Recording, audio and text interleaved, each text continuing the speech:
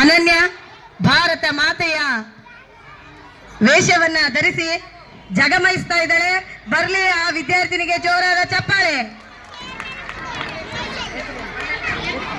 ಕೀರ್ತಿ ಕುಮಾರಿ 1ನೇ ತರಗತಿ ವಿದ್ಯಾರ್ಥಿನಿ ಕಿತ್ತೂರು ರಾಣಿ ಚೆನ್ನಮ್ಮನ ವೇಷವನ್ನ ಧರಿಸಿ ಜಗಮಯಿಸ್ತಾ ಇದ್ದಾರೆ. ಆ ವಿದ್ಯಾರ್ಥಿನಿಗೂ ಬರ್ಲಿ ಜೋರಾದ ಚಪ್ಪಾಳೆ.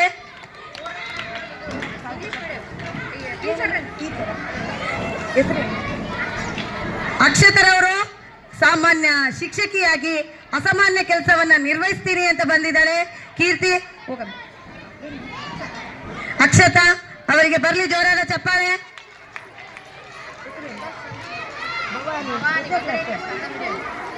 ಒಂದನೇ ತರಗತಿಯ ವಿದ್ಯಾರ್ಥಿನಿಯಾದಂತಹ ಭವಾನಿ ಅವರು ಮಿಲಿಟರಿ ಡ್ರೆಸ್ ಅನ್ನ ಧರಿಸಿಕೊಂಡು ಸುಭಾಷ್ ಚಂದ್ರ ಬೋಸ್ ತರ ನಾನು ಸಹ ಸಾಧನೆಯನ್ನ ಮಾಡ್ತೀನಿ ಅಂತ ಹೇಳಿ ವೇದಿಕೆ ಮೇಲ್ಭಾಗ ಬಂದಿದ್ದಾಳೆ. ಬರ್ಲಿ ಜೋರಾದ ಚಪ್ಪಾಳೆ. ನಂತರ ಭವಾನಿ ಅಂಬೇಡ್ಕರ್ ವೇಷ ಧರಿಸಿ ವೇದಿಕೆ ಮೇಲ್ಭಾಗದಲ್ಲಿ ಬಂದಿದ್ದಾಳೆ. ಆ ವಿದ್ಯಾರ್ಥಿನಿಗೂ ಬರ್ಲಿ ಜೋರಾದ ಚಪ್ಪಾಳೆ. ಹೇಳಿದ್ವಿ.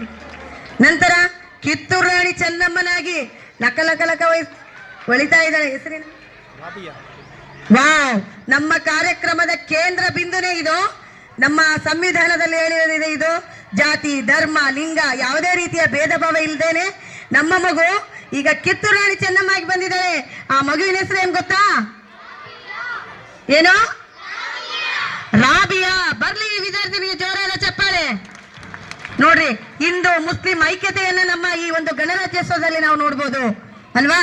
ಬರ್ಲಿ, ಮತ್ತೊಮ್ಮೆ ಬರ್ಲಿ ಈ ವಿದ್ಯಾರ್ಥಿನಿಗೆ ಜೋರಾದ ಚಪ್ಪಾಳೆ. ನಂತರ ನಾಗವೇಣಿ ಅವರು ಒನಕೆ ಓಬವ್ವರಾಗಿ ಕಂಗೊಳಿಸ್ತಾ ಇದ್ದಾರೆ. ಈಗ ಯಾರ್ಯಾರು ನಿಂತ್ಕೊಂಡಿರೋ ಅವ್ರಿಗೆಲ್ಲ ಒನಕೆ ತಂಡಾಗ್ತಾರೆ.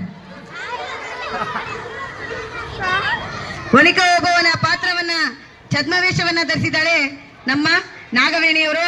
ಬರ್ಲಿ ಈ ವಿದ್ಯಾರ್ಥಿನಿಗೆ ಜೋರಾದ ಚಪ್ಪಾಳೆ. ದಯವಿಟ್ಟು ನಮ್ಮ ಮುಖ್ಯ ಗುರುಗಳು ಹೊರಗಡೆ ಬರಬೇಕು. ನಮ್ಮ ಮುದ್ದು ಪುಟಾಣಿಗಳ ಛದ್ಮವೇಷವನ್ನ ನೋಡ್ಬೇಕು. ಚಂದ್ರಶೇಖರ್ ಸರ್ ಬನ್ನಿ. ಭಾರತ ಮಾತೆಯ ವೇಷವನ್ನ ಧರಿಸಿದ್ದಾಳೆ. ಪವಿತ್ರ ಅವರು ಭಾರತ ಮಾತೆಯ ವೇಷವನ್ನ ಧರಿಸಿ ಕಂಗೊಳಿಸ್ತಾ ಇದ್ದಾಳೆ.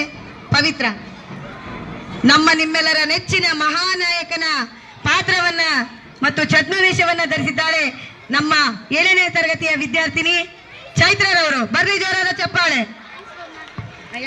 ಭಾರತ ಮಾತೆಗೆ ಸಿಂಧೂರ, ಜಮ್ಮು ಮತ್ತು ಕಾಶ್ಮೀರ. ಧನ್ಯವಾದಗಳು. Very good. ಜೋರಾದ ಚೈತ್ರ.